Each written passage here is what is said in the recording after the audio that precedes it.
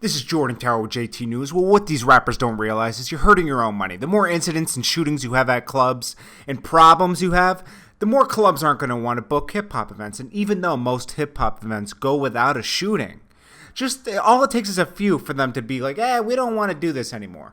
Well, Rich Homie Quan was involved in a shooting over the weekend.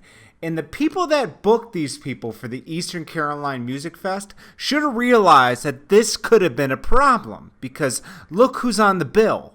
It's Mario, Uncle Murder, Rollo. Okay? Now, Rollo just had a problem with Rich Homie Quan. He's been calling Rich Homie Quan out for basically doing verses with him in the studio. Rollo gave him some money, and then Rich Homie Quan took Rollo off and then put him on his own mixtape. And Rollo's been basically calling Rich Homie Quan a bitch because of this. Now, Rollo is a known dude in Atlanta for, like, being real.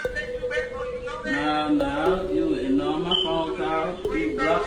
I got the same. My God, sit down. Like, you know, he really got it in the street. You know, Rich Homie Quan, he's known for his hit records, okay? So basically, these two were at the same establishment, and there was a problem prior to this. So a shooting erupted at the Diamond Club around 3 a.m., and 2 people had to be airlifted to the hospital.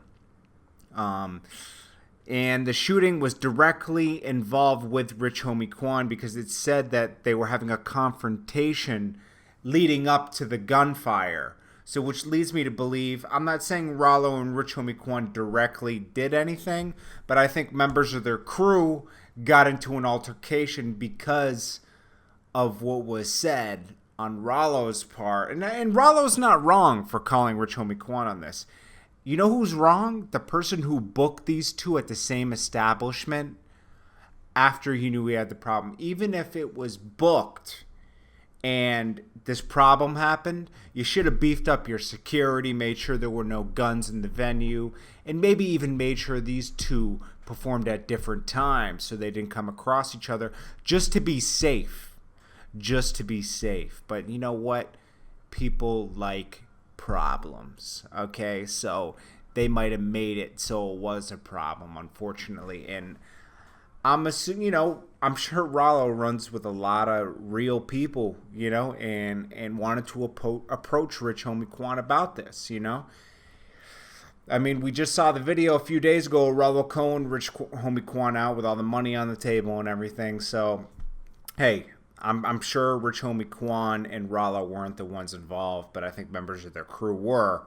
And unfortunately, 2 people got hurt during this. And honestly, you guys, for business purposes, should have had your problem somewhere else in Atlanta or something, not in North Carolina at some club. You don't bring your problems to work, and that's work. This is the music business. Going to perform is work. So, you know, I know it's the streets, but, you know, the streets can remain in the streets and the music business can remain in the clubs and the studios. You know, you shouldn't mix the two. If you guys have a problem, handle it outside of the club, because you're ruining other people's money, not just you two, you know. Other people that, you know, make a living off of hip-hop music, you know.